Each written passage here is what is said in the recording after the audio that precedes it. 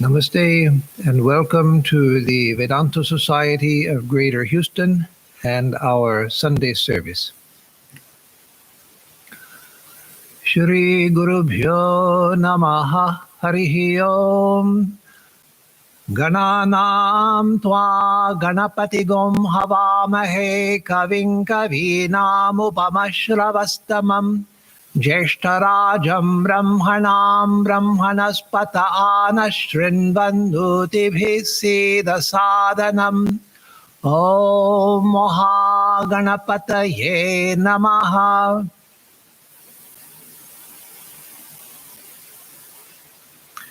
Om. Among the prayers, you are Ganapati, the Lord of prayers, to whom we make offerings. You are the wisdom of the wise and uppermost in glory. You are the foremost of the Lord of prayers, presiding as Brahmanaspati. Come to us, take your seat in this house, and listen to our invocation, granting protection. Om Shanti Shanti Shanti Harihi Om Tat Sat. Om peace, peace, peace be unto us all.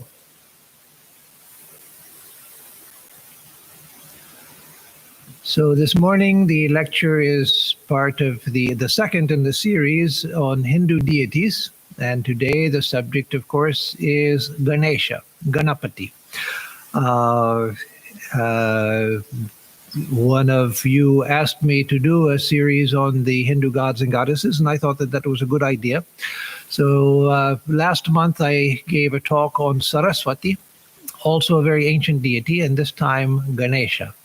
And this particular talk, like the talk on Saraswati, but perhaps even more, this is heavy on facts because there's a lot of information that is unknown about Ganesha. Some of it, of course, that I'll talk about is very familiar to you, and some things not, especially the history of the development of Ganesha, which has been very controversial in modern times.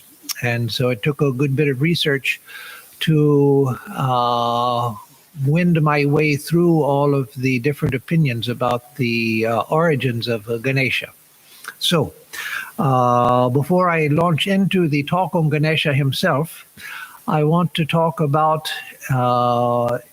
the capitalization of the word God and the non-capitalization of the word gods, plural. So you know, in English, we capitalize the word God, referring to Ishvara. So whether we're talking about God as the Christian God, the Jewish God, the Islamic Allah as God, or the Hindu God, Ishvara, the one God, we capitalize it. And when we speak of the gods, we don't. Why?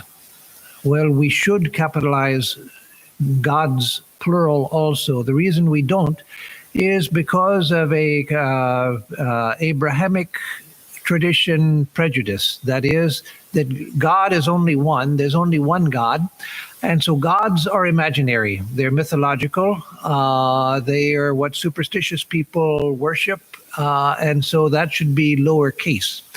That is the only reason why we write God with capital G, because God is true, and gods with a lower g, because gods are not true.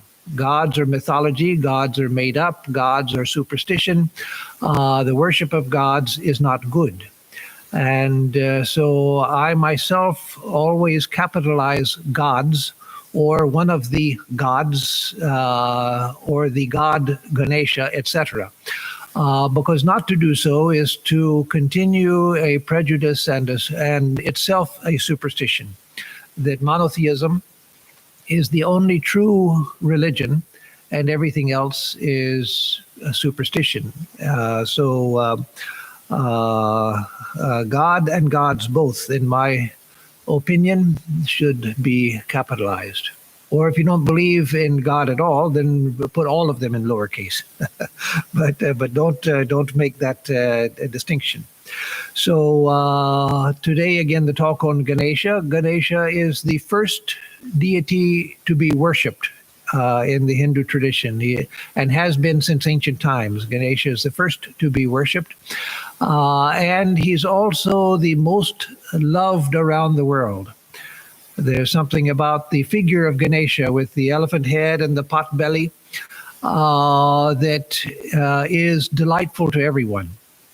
Years ago, this would have been the end of 1981, when I was on my way back to America after 7 years in India.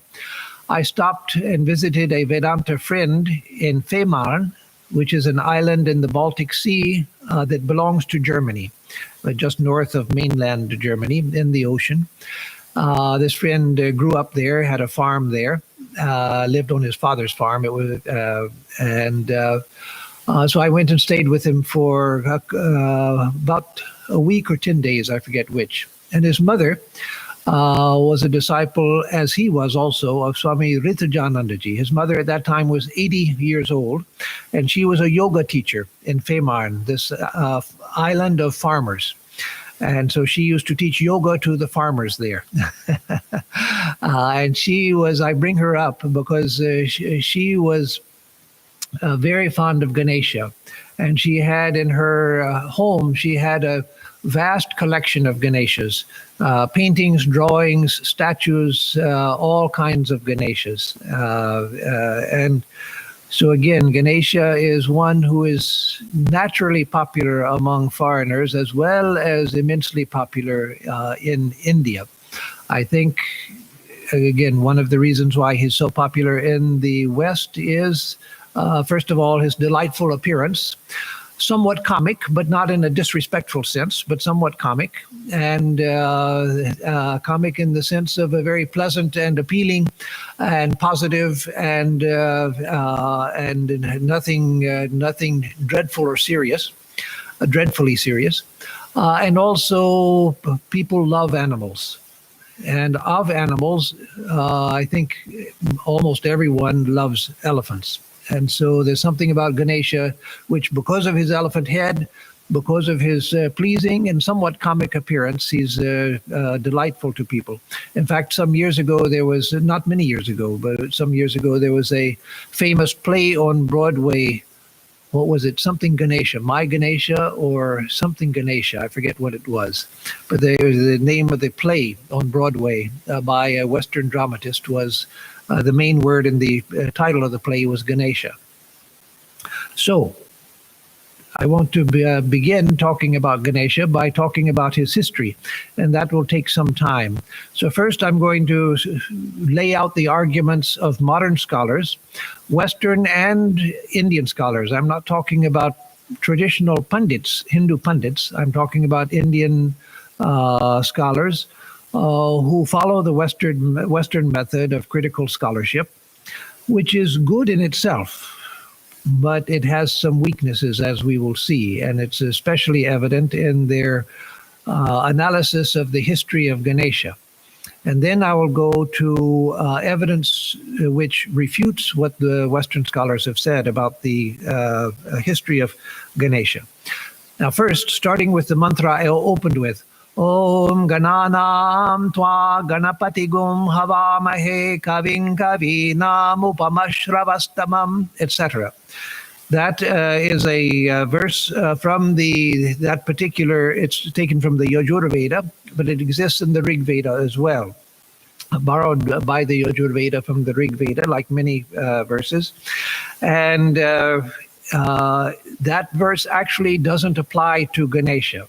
And there the scholars are correct.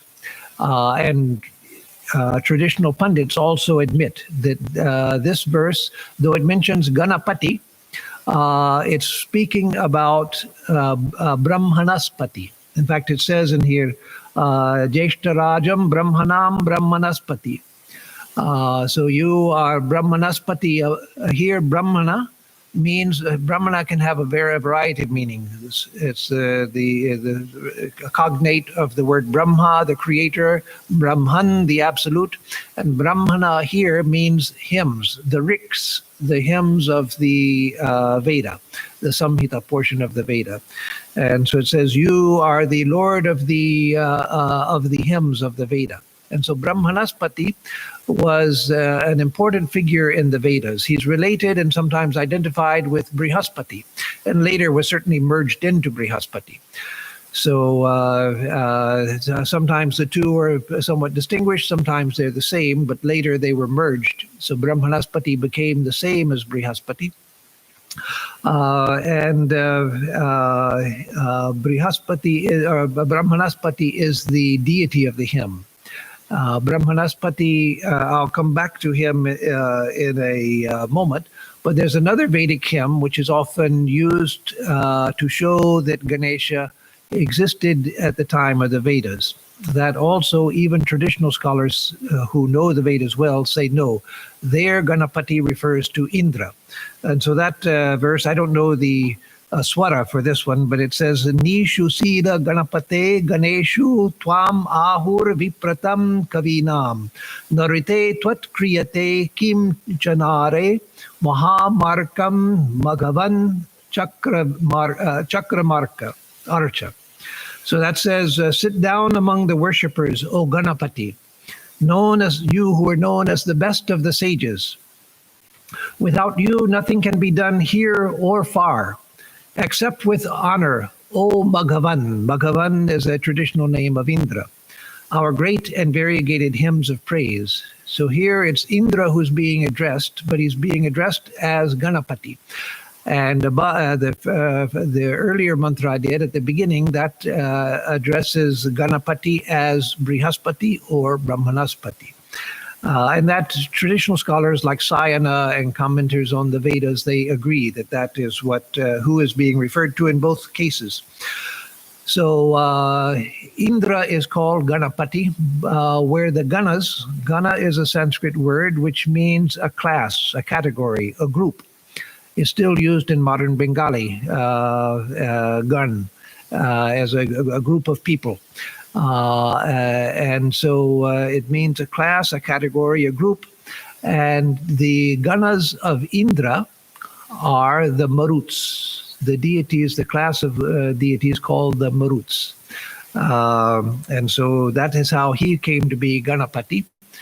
And in the previous one, where it's Brahmanaspati who's being addressed, there the Ganas are the collection of hymns. And so he is the Lord of the collection of hymns. So that's why in these two passages in the Vedas, Indra on the one hand and Brahmanaspati on the other are addressed as Ganapati, one of the traditional names of Ganesha. And so that is taken by modern scholars as evidence that Ganesha didn't exist in Vedic times. And then in the Mahabharata, in the main part of the Mahabharata, Ganesha is not mentioned. Again, as I've said many times on other subjects, the Mahabharata and Ramayana come from the late Vedic period.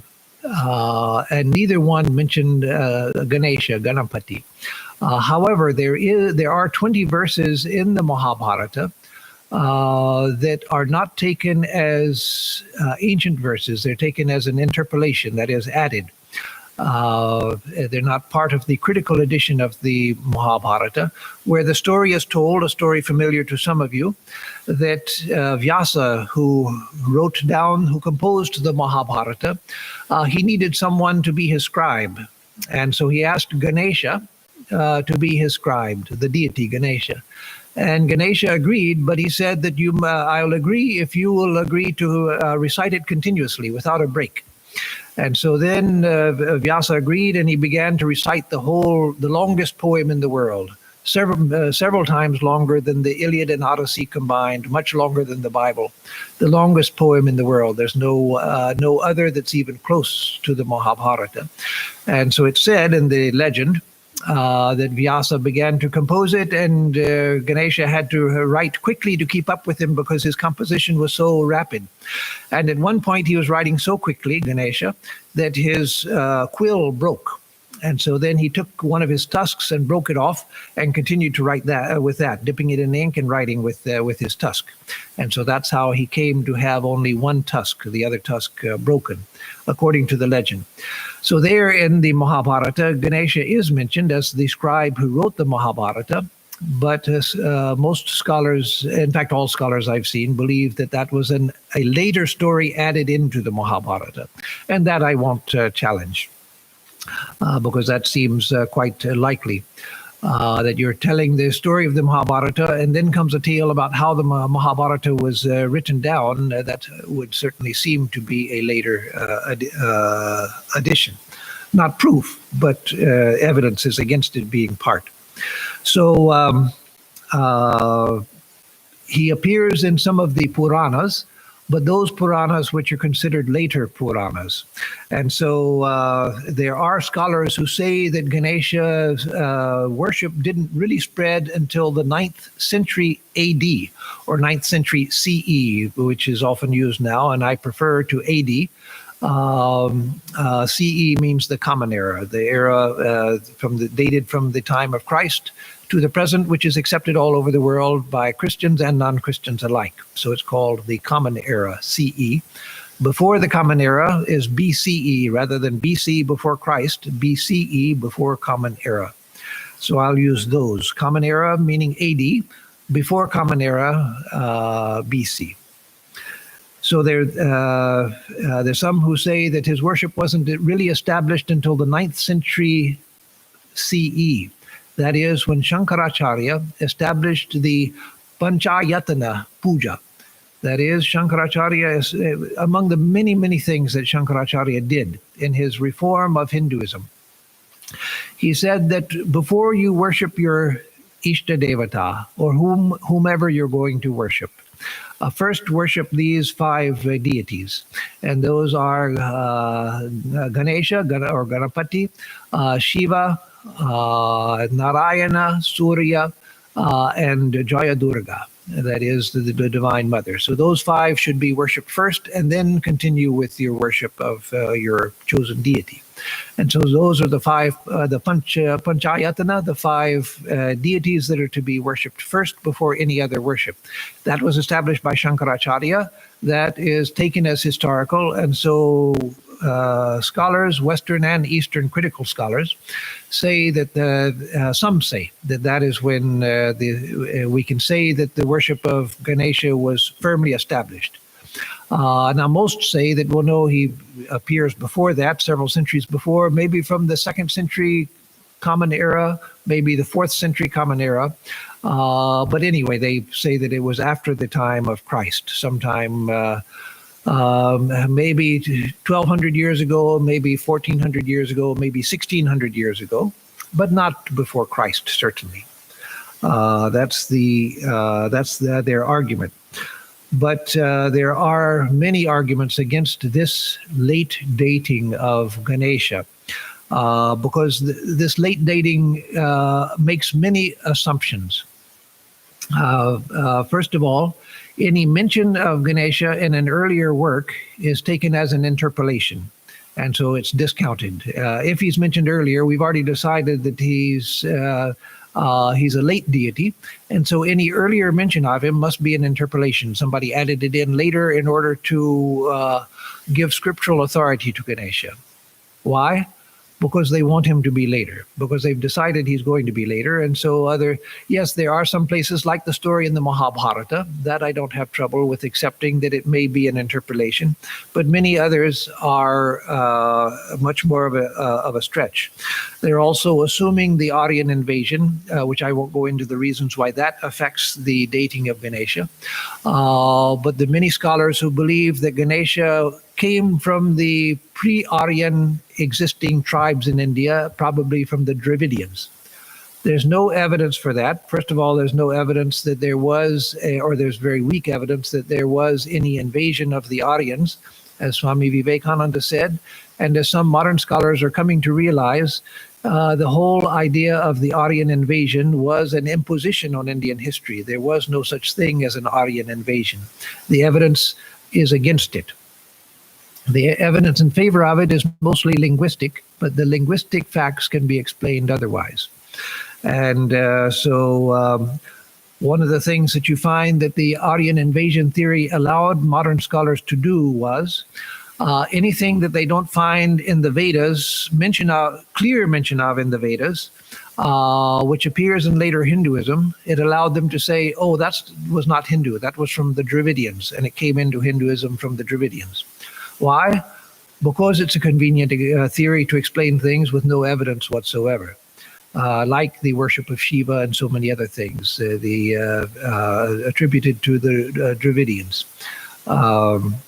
So that's part of what has that mindset, scholarly mindset, which has been for a couple of centuries, is part of what has allowed for the growth of the division between division in sympathies and sentiment between the Dravidian population and the Aryan population.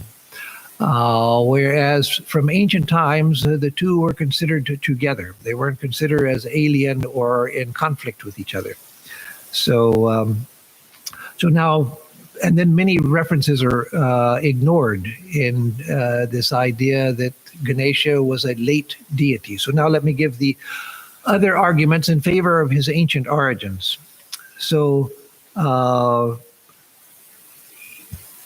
as I said, that one verse that I quoted from the Vedas, not the one at the beginning, but the second one I gave, Indra is the deity who's being appealed to, and he's mentioned Bhagavan, he's mentioned in the verse itself, and he is the deity of the whole hymn, of which that is a part, but he's called Ganapati. But then Indra is associated with the elephant, with Airavata. Now that doesn't establish anything in itself, but as you'll see as we go forward with the evidence, the associations in the Vedas become more and more important. And so Indra was associated with Airavata, the elephant, and then Brahmanaspati, who is in the first hymn that I chanted at the beginning, who is Ganapati, the lord of the hymns, the riks.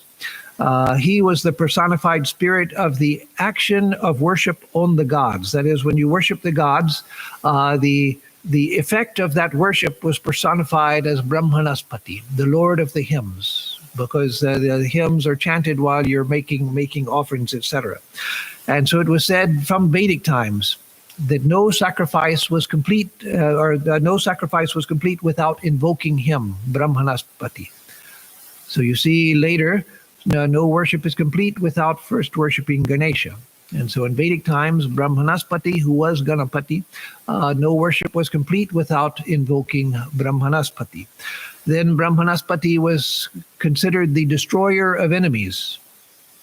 You have Vigneshwara, the lord of obstacles, is one of the names of Ganesha. And Vinayaka, another name of Ganesha, which refers to his ability to destroy obstacles. So Brahmanaspati was the destroyer of enemies. And then he and Brihaspati, who again were the same and sometimes differentiated, but usually the same, they're very important in the Vedas. They're mentioned in 100 riks, 100 verses of the Vedas are dedicated to these two, one or the other or both together. Then also Brahmanaspati was considered to be a guide of the sadhaka, the spiritual aspirant, along the path of spiritual progress, and also the one who removed the obstacles from the path. And so one of the things you see in the Vedas, and we'll see this with other deities, we saw it already with Saraswati when I talked about Saraswati, how Saraswati started as the river Saraswati. And then the river was divinized as the Ganges was divinized. And then the Saraswati river dried up, but the deity remained. Saraswati, the goddess of wisdom, remained. And so you see these associations moving through the Vedas. You find Uma Haimavati mentioned in the Kena Upanishad. Uma and Haimavati, she who is from the Himalayas, and Uma, one of the names of the Divine Mother. And then you find Kali, Karali, Manojavacha, the name of the 7 tongues of flame in the Vedic fire. And so one of them was Kali, who later became the deity Kali, and the flame of fire is still visible in her tongue, which protrudes. And then the Durga Suktam, and so many ways in which later deities are foreshadowed in the Vedas.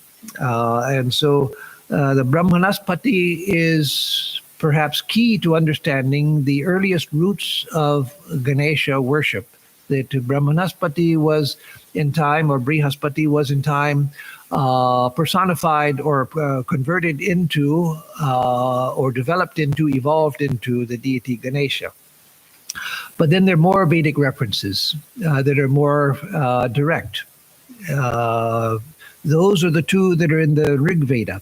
But in the Yajur Veda, there's the Maitrayaniya Samhita and the Taittiriya Samhita. In both of these Ganeshas, they refer to a deity who is Hasti Mukha, that is, elephant-faced. A deity who is elephant-faced, mentioned in the Maitrayaniya Samhita and the Taittiriya Samhita of the Yajur Veda. The deity is Dantin. He has a single tusk. And Ganapati Ganesha is sometimes called Ekadanta because he only has one tusk. The other was broken. Many stories to explain that, as we'll see. This deity in the Samhita is also called Vakratunda, the curved tusk. And Ganesha also is known as Vakratunda. And he's described as holding a sheaf of grain, a sugar cane, and a mace, the gada, the military mace, the military club. All instruments that later Ganesha is often pictured as holding. This is in the Vedic Samhita.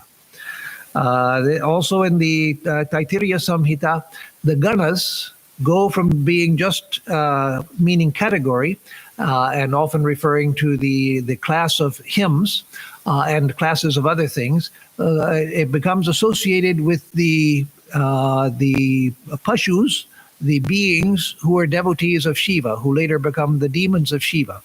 And so Shiva also becomes Ganapati.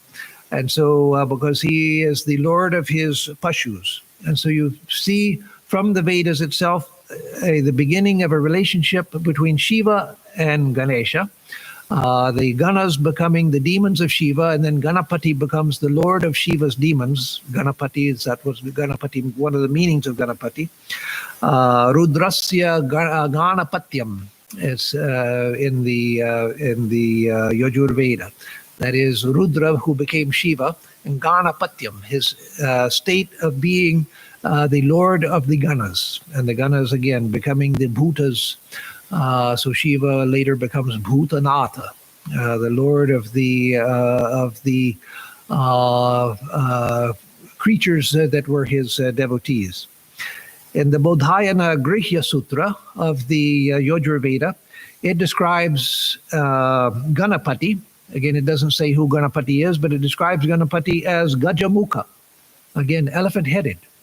Vigneshwara, the lord of obstacles, a later name of Ganesha, and Bhutanatha, the lord of beings. And it recommends, this is in the Grihya Sutras of the Bodhayana Grihya Sutras, which are part of the Vedic corpus, the Kalpa, the auxiliaries to the Vedas, written in Vedic Sanskrit, in late Vedic Sanskrit, but still pre-Panini. It mentions there also that modaka should be offered to him. Modaka is a type of sweet which Ganesha is said to be very fond of. It's made with coconut and jaggery, or molasses and coconut mixed together, and a rice paste around it. In the Samaveda, in the Gobhila Grihya Sutra belonging to the Samaveda, it recommends praying to Ganapati at the beginning of any undertaking. Pray to Ganapati at the beginning of any undertaking for a successful completion of a ritual act. And in the Atharva Veda, Brihaspati, again coming back to Brihaspati, Brahmanaspati, is referred to as Hasti Varchas, elephant-headed. So again, you see Brihaspati becoming Ganesha, Hasti Varchas, elephant-headed. In Tamil literature, in the 3rd century BCE, 3rd century before Christ, a Tamil poet invokes Ganesha.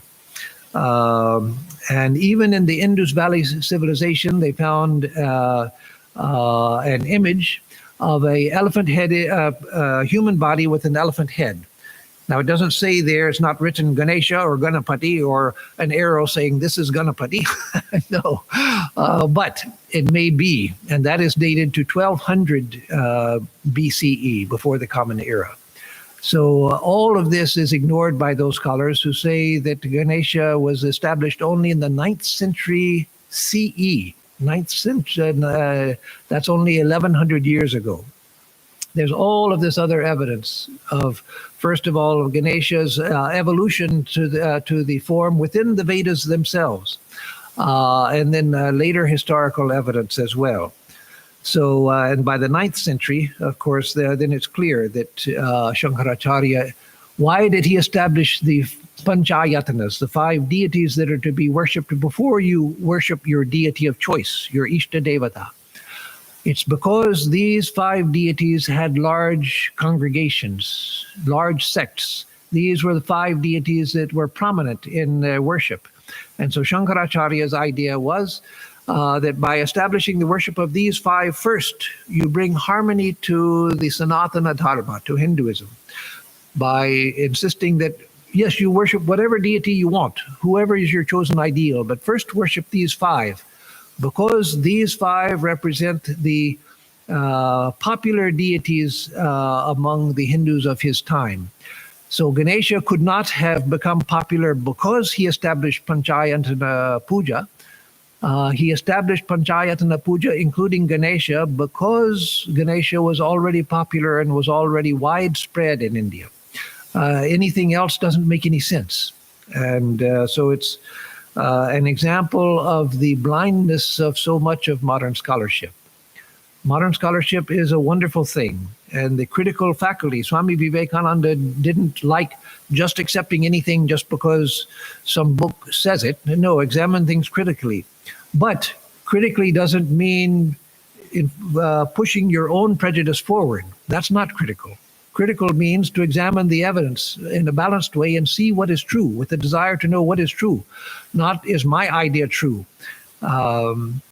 And so if you look at the evidence is that Ganesha was an ancient deity who was evolving from the Vedic times.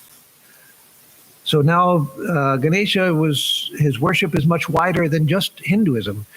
In Hinduism, he's certainly the most popular deity.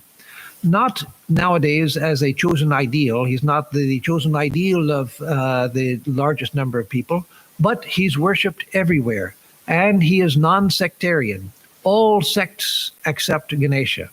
They're not those who say, well, we're Vaishnavas, so Ganesha, he belongs to Shiva, so we don't have anything to do with him. We don't believe in him. He's just a minor demonic figure or something. No. Ganesha is accepted by all sects of Hinduism, but not just by them. He's worshipped also by the Jainas. Now, Ganesha, unlike Saraswati, Ganesha is not mentioned in the canonical, that is, the basic scriptures of the Jainas. He comes much later. And so probably, and this again is where critical scholarship is very helpful and very useful. Probably he came into Jainism because the Jainas were, many of them were traders and merchants. The Jews in Europe were not allowed to own land, and so they couldn't be farmers and do things like that. And also they were persecuted, so they had to be ready to run at a moment's notice if the population suddenly turned against them. And so they went into banking, money lending, gold and diamond trading and things like that, because they could do it anywhere. They could take their work with them, and they didn't have to own land. A similar thing, for different reasons, happened to the Jainas in India, because the Jainas practice an extreme form of nonviolence. They couldn't practice agriculture because you have to kill worms and insects and other things, plants and other things. And so many trades were not available to them. So they also went into trade itself, becoming merchants and bankers, and so Jainas, along with Hindus, were merchants who traveled around the world in ancient times as well, and Jainas also. And so probably because Hindu merchants carried Ganesha wherever they went, as we'll see in a moment. The Jainas, also being traders, were influenced by that. And because Ganesha was considered to be the grantor of success, he has always been very popular among merchants who want success. And so Jainas also, perhaps for that reason, incorporated the worship of Ganesha among their practices as well. Buddhists also worship Ganesha. I've seen so many Ganesha statues in Thailand, in Cambodia, especially in Cambodia, where the Buddhism of Cambodia, because for a long time Cambodia was a Hindu country before it became a Buddhist country. And so even now, among the common people, you first worship the Hindu deities before you worship the Buddha. And even in Buddhist monasteries, I've seen Hindu deities in Buddhist monasteries. And so Ganesha is one, Hanuman is another. Both are very popular in Cambodia. And so in Thailand, he's worshipped as the god of arts and letters, which is one aspect of him in Hinduism also. But in Thailand, that's his main aspect, the god of arts and letters. So Silpakorn University, which I know in Bangkok, their Ganesha is, I think, part of their part of their symbolism. And Ganesha is also on the Thai rupaya, the money in Thailand. Ganesha is on the money. And so it's very common in Sri Lanka, all over Southeast Asia. Bali, where I've been, there Ganesha is very common as well. Used to be throughout Indonesia, in Borneo, and in the Philippines. Ganesha went to the Philippines in ancient times as well, along with Hindu traders. There are images of Ganesha in Afghanistan, in pre-Islamic Afghanistan. There's still beautiful marble statues of Ganesha and other images of Ganesha from Afghanistan, Tibet, China. In China, the earliest statue of Ganesha in China dates 531 Common Era. So what happened in the 9th century for the establishment of Ganesha? When there's an image of Ganesha in China, which is dated to 531. So the worship of Ganesha didn't start in China, and then by the 9th century it came to India. No, it was carried from India into China.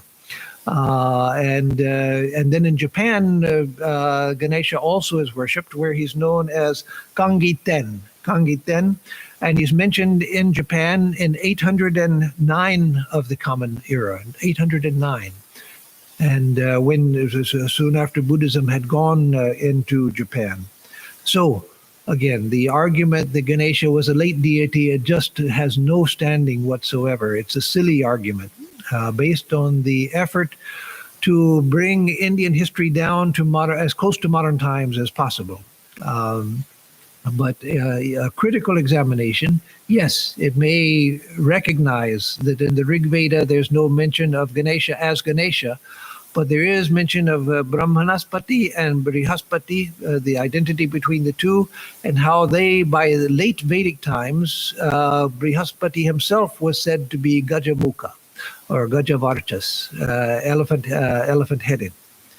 So now who is Ganesha? As I've already mentioned, he is a non-sectarian deity. He's closely associated with Shiva, but he's associated with other deities as well. And so he's a non-sectarian deity, which has made him the most common deity in India. I still remember the first time I went to India, and we go to different, this is 1971, go to different centers, and the centers would find some panda to take me to the local temples and things. And so the panda, of course, he's a paid priest whose job is to show you around the temples. And so I still remember being rushed through the streets of Benares. As one example, we went to other cities as well. The same thing happened. And the priest had some flowers. And as we're rushing past at a really fast pace, and I was in my early 20s at that time, I was 20 years old, so I was very athletic. So I was walking fast, and the panda was walking as fast as I could walk. We passed something, I didn't even see what it was. He takes a flower and throws it, elephant god, and then another flower, monkey god, throwing flowers. I couldn't even see what we were looking at or where the flowers were going. But elephant god was everywhere. So the elephant god, of course, was Ganesha. So Ganesha is often placed over the door because he's the Dwara Devata. He's the protector of the door. the protector of the entrance. And so oftentimes you'll see Ganesha at the entrance to a temple, to a home, etc., because one of his early functions was as the protector of the door. And in Trabuco, in the shrine at Trabuco, above the inner door to the shrine, there's a Ganesha statue which is up above the door. It's a small statue and up high like this. And so you forget about it being there because it's not at eye level where you see it, and it's a small statue. And so once one of our monks, who's now passed away, Asim, he was showing a Boy Scout troop had come to see Trabuco. And of course, they were not Indian. This was before the days when there were many Indians in America. And so this group of young American boys comes, Boy Scouts, all of them Christian, maybe a Jew or here, one or two there. And so Asim told them about the universal principles of Vedanta, all of the high-flown abstractions of Vedanta. And then he said, well, now let me take you and show you around the grounds. So he showed them around. Here's the dining hall, and this is where we have our lectures. This is the library. And he came down to the shrine, and he was going to take them into the shrine. And one of the boys says, is that who you worship? Pointing to Ganesha. And so Asim, he had been speaking all of these high-flown ideas. And then this multi-armed, elephant-headed deity, that's the one thing that the kids picked up on. Which brought Asim down a level or two. Of course, with young American kids, he wasn't going to go into a long discussion of the importance of Ganesha. But Ganesha, again, was the Lord of the door.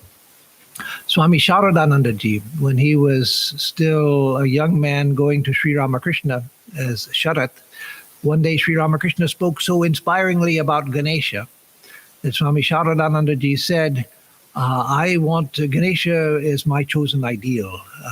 You've spoken so inspiringly about him that I want him as my chosen ideal. And Sri Ramakrishna said, no, not for you. Your ideal is to think of yourself as Shiva and of me, Ramakrishna, me as your Shakti.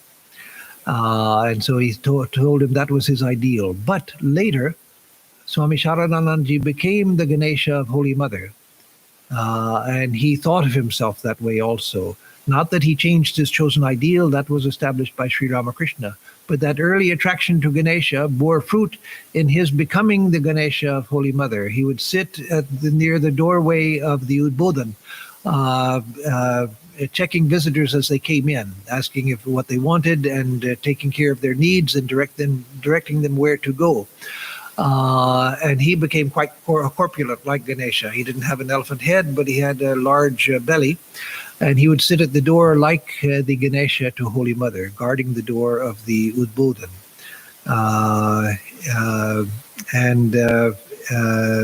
He's also the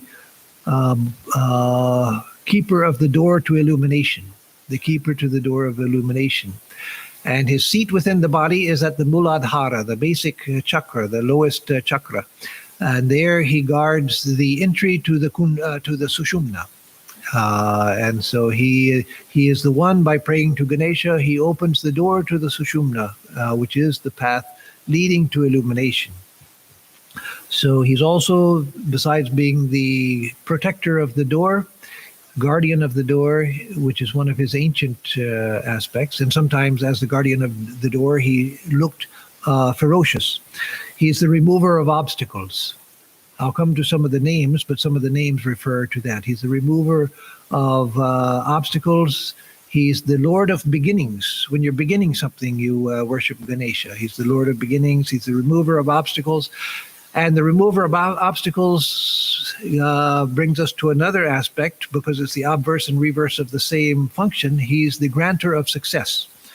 So by removing obstacles, he also becomes Siddhidata, the grantor of success. And so that's why he's the favorite deity of business people. But he's also a favorite of sadhakas, because he grants success not just in material things, he grants success in the spiritual life as well. As I mentioned, in Thailand, he's regarded as the patron of arts and letters, and he has that aspect in Hinduism as well, the patron of arts and letters. And sometimes he's pictured playing musical instruments in that aspect. And sometimes he's pictured Nritya Ganesha, dancing Ganesha, where he's displaying the different mudras and dance gestures in classical Indian dance. And in that capacity, as the Lord of Arts and Letters, he's often associated with Saraswati. So he's associated with Shiva, with Parvati, the Divine Mother, but also with Saraswati as the Lord of Arts and Letters. He also represents Omkara, Pranava, Om. Ganesha is the embodiment of Om. So when you see the Om, as you see it there, there's the head and then his belly, and then coming out from there is his trunk. So he even looks like Om, and sometimes you'll see an image of Ganesha with Om written on his form as well. So he's the embodiment of Omkara, the creative power of the universe. Oftentimes, Ganesha is considered to be the Lord of Brahmacharins. He himself is a brahmachari, that is, a celibate. Because his devotion to his mother Parvati, the Divine Mother, is so great that he couldn't think of a woman as a wife, and so he's the ideal of brahmacharins.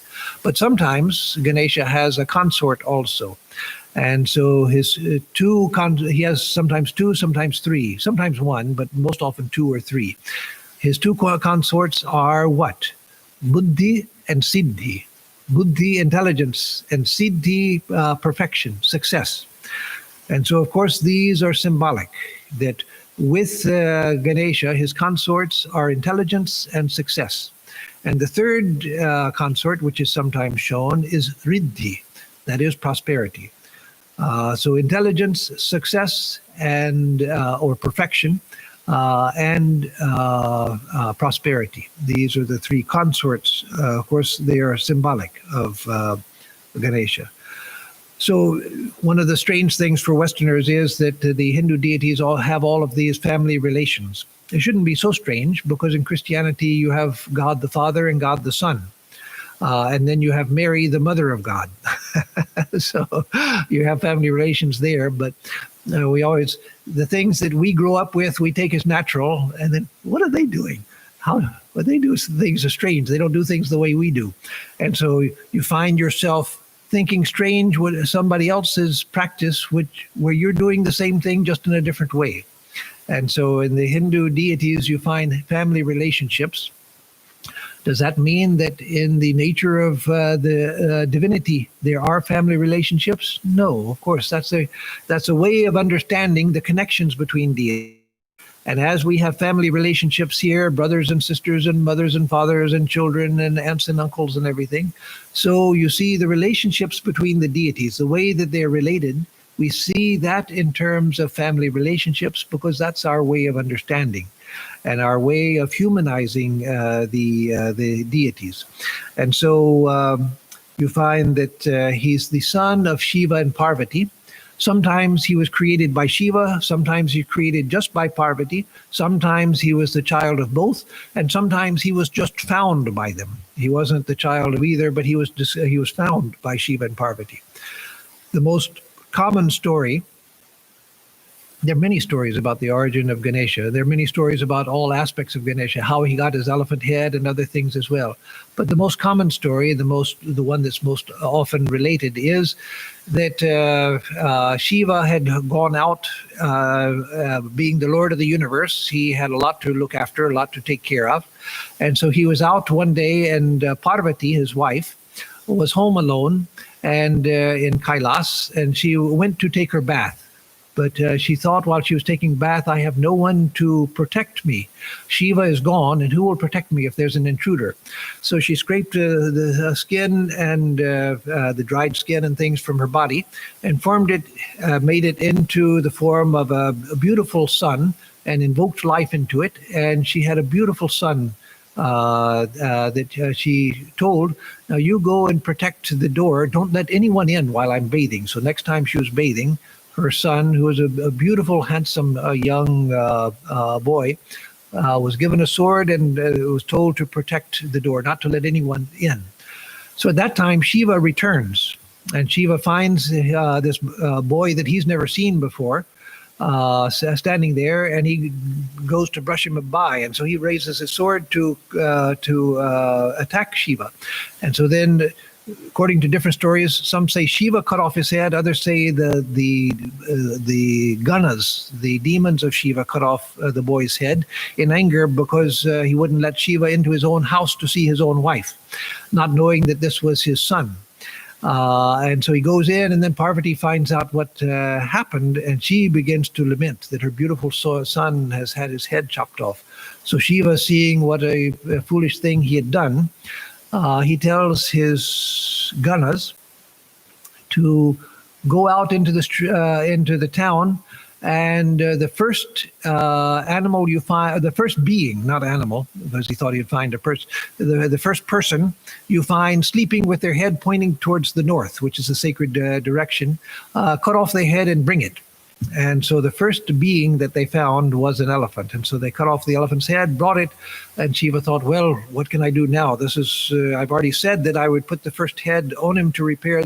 So he puts the head on the body, it brings it back to life, and from that time, Ganesha has an elephant head. So these stories, of course, come later. You have for whatever reason, you have the deity with the elephant head, but then kids are always asking their parents and asking the temple priests, why does Ganesha have an elephant head? So you have to come up with some story. So that's one of the many stories that were invented to explain him. So as I said, sometimes he's associated with Saraswati, sometimes associated with Lakshmi. And he has a brother, Kartik, who's the god of war and also of bravery. So now I'll just begin to summarize some about his appearance and then his worship. He's usually white, golden, or red in color. He can have other colors like blue as well, but he's most often a white, red, and red means sometimes pink or orange, or golden colored. He has a pot belly. Why? Because his pot belly contains the whole universe. The whole universe is contained within Ganesha. There's a beautiful verse. The first verse, the invocatory verse of the Ribhu Gita, a text on extreme non-dualism, a beautiful text which was often read in the presence of Ramana Maharshi. He loved the Ribhu Gita. But the beginning verse is a verse dedicated to Ganesha, which, for the sake of time, the Sanskrit is beautiful, but for the sake of time, I'll just give the English. It says, may that pot-bellied deity, meaning Ganesha, may that pot-bellied deity who joyfully plucks the snow-capped Mount Meru, taking it for a ripe berry. That is, Ganesha is cosmic. And so Mount Meru is the axis of the whole universe. But to Ganesha, that looks like a little berry. And so he plucks it like a berry, taking it for a ripe berry, causing its celestial denizens to offer terrified prayers. That is, the celestial denizens who live on Mount Meru, they see him plucking it and about to put it in his mouth, his cosmic mouth. And so they pray to him, please Ganesha, don't do this. And then he lets it go. And then he reaches for the vast blue sky, which looks to him like a plum. May he, Ganesha, protect us. That is the prayer. So the idea is that even the vast blue sky looks to him like a little plum. So he reaches out to pluck the vast blue sky to eat it.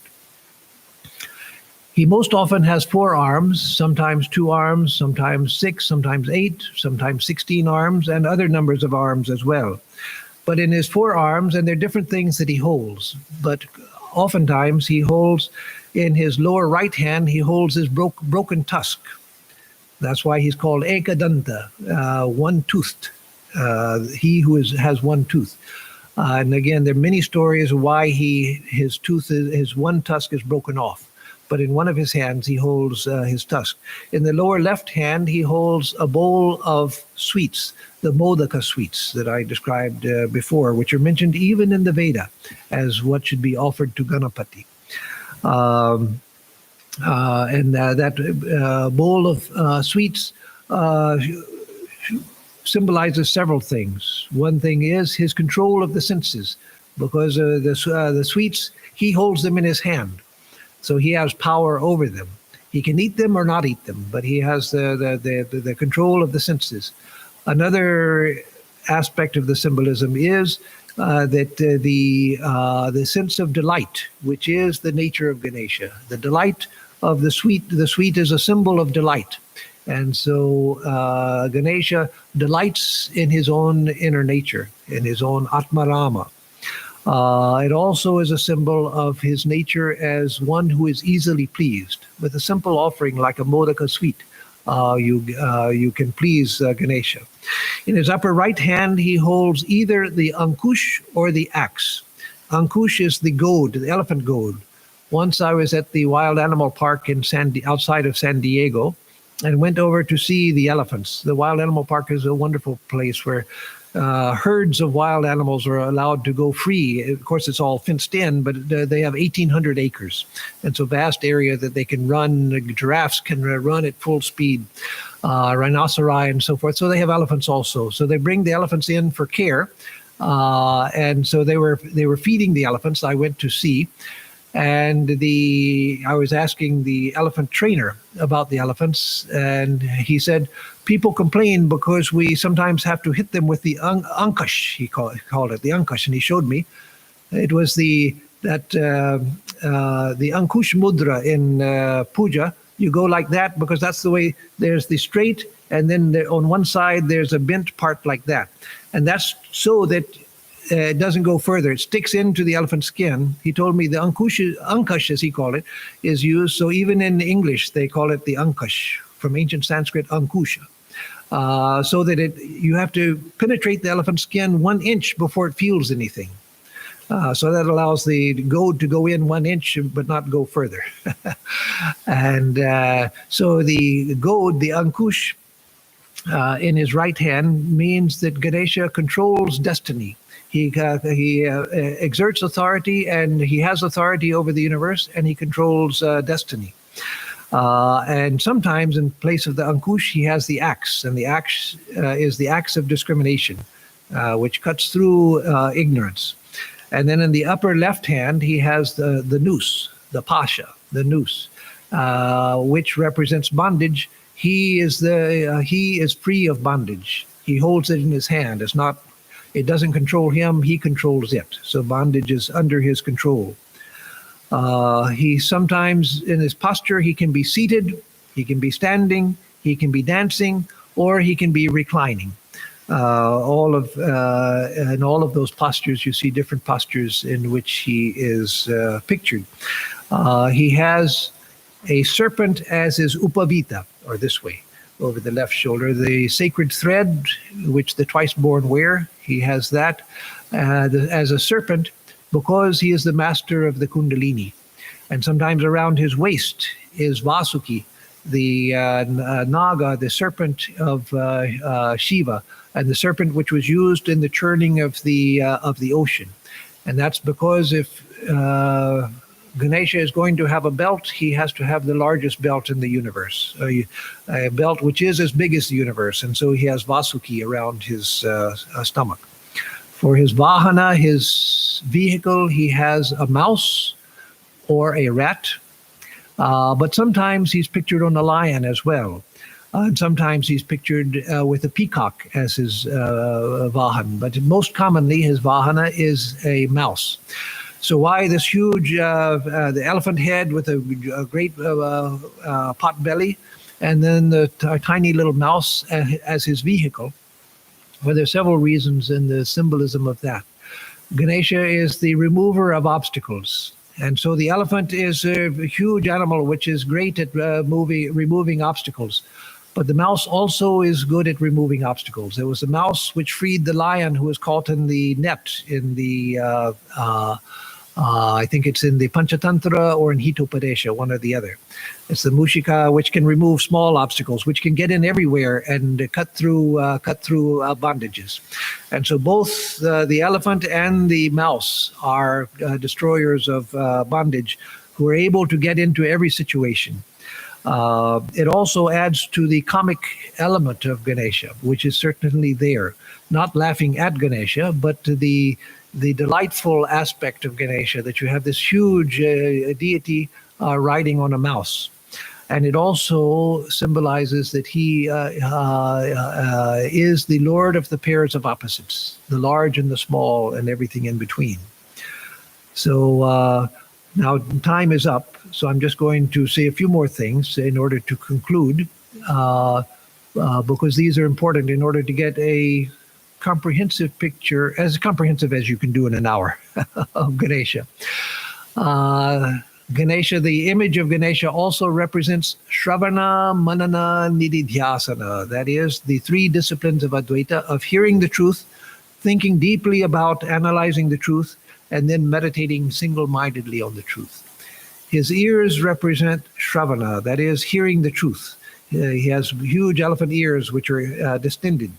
And so that represents the hearing of the truth. And then his trunk represents Manana. Why? That is analysis of the truth, discrimination, thinking about the truth. Because the trunk of the elephant can pick up huge logs and rocks, but it also can pick up a little leaf. The trunk of the elephant is so sensitive, it can pick up a very small thing, very light and small thing, and it can pick up huge logs.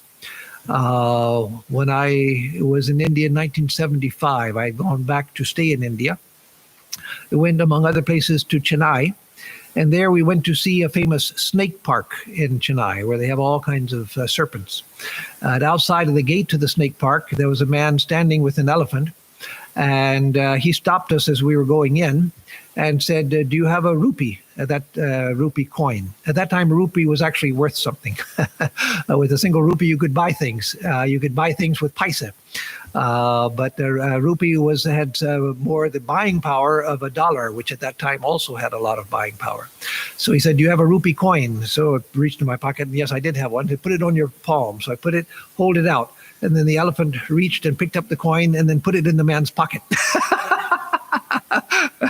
So that was the whole trick, to take a rupee coin away from me. But with that, I could see that the elephant, just with great ease, with his trunk, this big trunk reaching down, picks up a coin from the flat of my hand, picks it up and puts it in his pocket.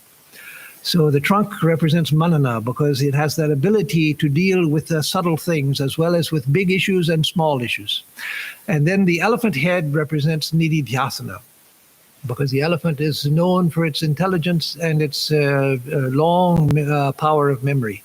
And so that ability to take that which has been understood through Shravana and Manana, through hearing and reflection, to take that as single-minded meditation and to hold on to it until realization comes. So let me, in closing, read, one other thing, let me say that the worshippers, there used to be a larger sect of worshippers of Ganesha. Not so much anymore. There may quite likely still are, but the Ganapatyas were a large sect at one time. Those who worship Ganapati, called Ganapatyas, as worshippers of Shakti are become Shaktas, and worshippers of Shiva become Shaivas. So worshippers of Ganapati became Ganapatyas. So in the worship of Ganesha, he loves red flowers. And red here in the Hindu tradition, it means anything in the wide spectrum, pink, orange, etc., anything that's close to red. He loves red flowers, red sandal paste, and sweets and fruits. Those are offerings which are especially dear to Ganesha. And his mantra of his worship is Om Gam Ganeshaya Namaha. So when worshipping Ganesha, you use that mantra for making offerings, or you can drop the Om, or you can keep it. Om Gam Ganeshaya Namaha. And there are many other mantras for different aspects of Ganesha, but that is his basic mantra and the one used for worship. So in the puja which we do, the Panchayatana puja, the worship of the 5 deities that was established by Shankaracharya, there's a meditation which I will chant and then read the translation. Om Karvam Stulatanum Gajandravaranam Lambodaram Sundaram Prasyandan madagantha lubdha madhupa vyalolagandastalam danta dhata vidaritari rudhirai sindura shobhakaram Vande Shaila Suta Sutang Ganapatim Siddhipradam Kamadam, which says, I salute Ganapati, who is short-statured, pot-bellied, elephant-faced, and beautiful, with bees hovering near the fragrant rut exuding from his temples. His tusks are red with the blood of slain enemies, which beautifies them as if with sindur, the red powder. He, the son of Parvati, and the giver of all success, and the fulfiller of all desires. And then two salutations of him that I'll give and then close. And if you have any questions, go ahead and write the questions now, because I'll read these, which will be closing, and then I will give announcements, and then if there's one or two questions, I'll try to answer them, even though we're already over time. So one of the prostration mantras is Devendra Mauli Mandaram Makaranda Kanarunaha Vignam Hanantu Heramba Charanam Bujare Navaha. So this one is a little complicated to translate, but it says, may the particles of the dust of the feet of Heramba, another name of Ganesha, which I wanted to go into, but that was not time for. Which particles, again, the particles on his feet, which particles are pink from the droplets of nectar falling from the mandara flowers adorning the head of the Lord of Gods. May he remove all obstacles. So again, it's saying that his feet are covered with the dust from the mandara flowers, which adorn the Lord of Gods. And so Ganesha has the pollen on his feet from the flowers adorning the head of the Lord of Gods, meaning that the Lord of Gods himself has bowed at the feet of Ganesha. And another common prostration mantra, I usually do both, and many of our swamis do both in puja. Ekadantam mohakayam lambodaram gajananam vignanashakaram devam herambam pranamamyaham. Ekadantam, you who have one tusk, mohakayam, a huge body, lambodaram, a great belly, gajananam, an elephant head, vignanashakaram devam, destroy all obstacles, O God. Herambam pranamamyaham. You, O Heramba, I offer my pranam. So that is, in short, it's a long talk, but a short description of Ganesha. There's much more that could be said about him. So let me stop here. And again, if there are any questions by the time I finish announcements, then I will take those. So on Tuesday, we will have the Bhagavad Gita class at the usual time, 7:30. On Thursday morning at 11 o'clock, we will have the Gospel of Sri Ramakrishna class. And next Sunday, I will speak on the series Basic Concepts. And the basic concept I will take up next Sunday is the law of karma. Last month, it was dharma. And this month it will be karma. The two are closely related. So anything, Surenji? Yes. Thank you, Surenji. Good morning, good morning. Anantaraman. Maharaj, why is Kartikeya the elder brother of Ganesh in North India and the younger brother in Tamil Nadu? Now that I don't have an answer for, and I don't think anyone has an answer for it, but yes, there are these differences. And there are differences in the way Ganesha is worshipped in the north and the south. And of course, in the south, Kartikeya, Murugan, Skanda, Kartik, all of these names for the same deity, the brother of Ganesha, is very popular in some parts of South India and not so much in North India. It's interesting that in North India, Kartik used to be popular up into the early centuries of the Common Era. But gradually he was eclipsed by Ganesha, and so you don't find much worship of him in the north. But in South India, he remained very, very popular. But why he's the elder brother in the south and the younger brother in the north, or no, the opposite. The elder brother in the north and the younger brother in Tamil Nadu, that I don't know, and I know that is true, and I haven't seen any reason given for that difference. Also, any explanation for the difference of Ganesha sometimes being the lord of brahmacharins and sometimes having consorts, buddhi, siddhi, and riddhi. But there are these differences in the traditions. So that is the only question. So with that, I've already given the closing chant. So with this, we close our service on Ganesha.